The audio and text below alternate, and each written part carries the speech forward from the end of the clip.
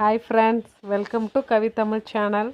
நாம் இன்றைக்கி சளிக்கு ரொம்ப ஒரு நல்ல மருந்தாக அந்த ஒரு நண்டு ரசம் தான் பார்க்கலாம். இது மாதிரி நண்டை க்ளீன் பண்ணி எடுத்து வச்சுட்டு ரசத்துக்கு எப்படி அரைப்போமோ அது மாதிரி அரைச்சிக்கலாம்.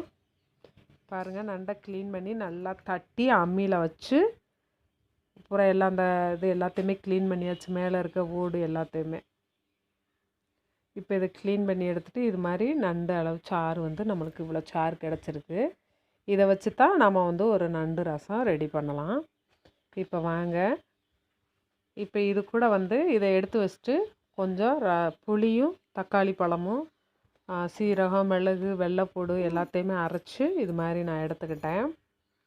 இந்த விழுதை எடுத்து வச்சு தான் நம்ம இது இப்போ ரெடி பண்ணுறோம். நெக்ஸ்ட்டு நம்ம கடாயில் எண்ணெய் காயட்டும், நல்லெண்ணெய் விட்டுக்கலாம். நண்டு ரெசிபி ஃபுல்லாகவே நம்ம நல்லெண்ணெயில் செய்கிறது ரொம்ப ஹெல்த்து. பாருங்கள், அந்த எண்ணெய் காஞ்ச பிறகு கடுகு போட்டு நல்லா பொரிய விட்டுறலாம்.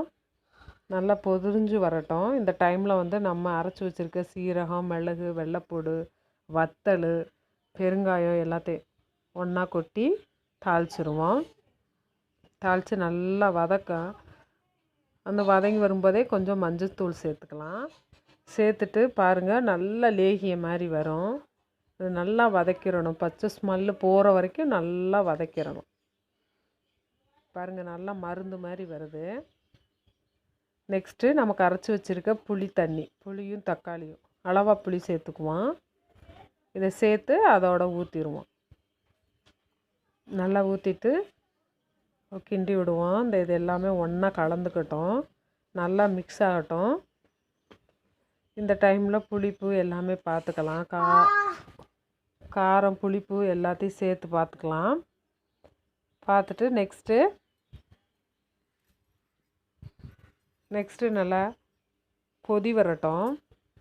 தக்காளி புளி எல்லாமே சேர்த்து நல்லா கொதி வரணும். இப்போ இந்த டைமில் நம்ம தேவையான உப்பு சேர்த்துக்கலாம், சால்ட்டு சேர்த்துக்கலாம். பாருங்கள், நல்லா கொதி வருது. அந்த எண்ணெயெல்லாம் நல்லா மேலே பிரிஞ்சு எப்படி இருக்குன்னு பாருங்கள். இந்த டைமில் தான் நம்ம அரைச்சி பிழிஞ்சு வச்சுருக்க இந்த நண்டு சாறை இதோட ஆட் பண்ணிக்க போகிறோம். ஃபஸ்ட்டே சேர்க்க வேணாம், இந்த கொதித்த டைமில் தான் நம்ம சேர்த்துக்கணும். சேர்த்து ஜஸ்ட்டு ஒரு கொதியட்டும், நல்லா கொதியட்டும். பாருங்கள், நல்லா கொதி வந்துருச்சு. இந்த டைம் போதும். நான் இப்போ இதை இறக்கி நம்ம இன்னொரு பாத்திரம் நல்லா குழந்தைகளுக்கு சளி இருமல் இருக்க டைமில் இது மாதிரி நண்டு ரசம் வச்சு சூடாக சாதத்தில் கொடுக்கும்போது ரொம்ப நல்லாயிருக்கும். ஓகே ஃப்ரெண்ட்ஸ், என்னோடய சேனல் பிடிச்சிருந்தா சப்ஸ்கிரைப் பண்ணி லைக் பண்ண மறந்துடாதீங்க. ஓகே, பாய்.